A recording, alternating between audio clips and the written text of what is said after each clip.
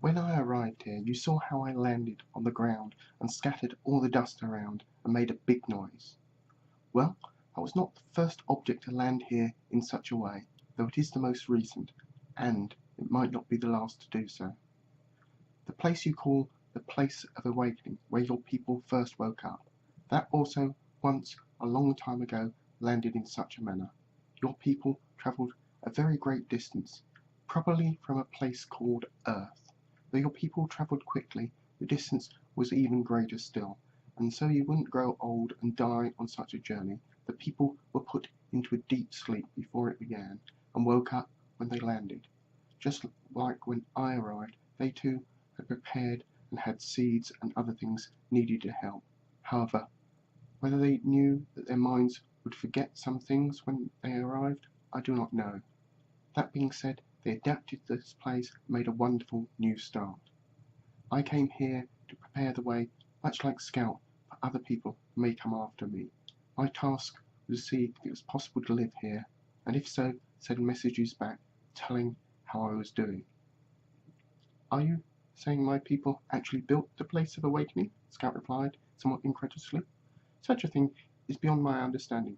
I cannot see how any group of people could build such a thing. We merely accepted that it had always been here and always would be. It seems such a permanent thing. Yet you say it flew? I believe it did fly and brought your people here, and indeed it would have taken many people many years to construct, answered Gilo. So why it came here, and why the cryogenic system hadn't been properly tested, those questions are still a mystery. It is possible that if I were to go inside, I'd be able to find out the details. There are probably records inside about the journey, its objectives, and other useful information. I think I see what you are thinking. If Scout were going on a long scout, he would take everything he needed and could carry on such a journey. If Scout's people made such a very long journey in such a large thing, then surely they too would prepare for such a journey and take everything they would need, both along the way and at the end of the journey. The Scout's people have survived without these things until now. Do we truly need them, or indeed have they become rotten and decayed in the time they've been left unused? It is possible that some of the things were stored on board the ship may no longer be useful or needed, but they were intended to survive a long journey, so some of the things may still be useful. Myself, however, I'm most interested in the information about how and why you came here, and what the purpose was, and why no others followed you. If it's possible, I'd like to enter the place of awakening, at least find out those details, even if we'd leave everything else alone.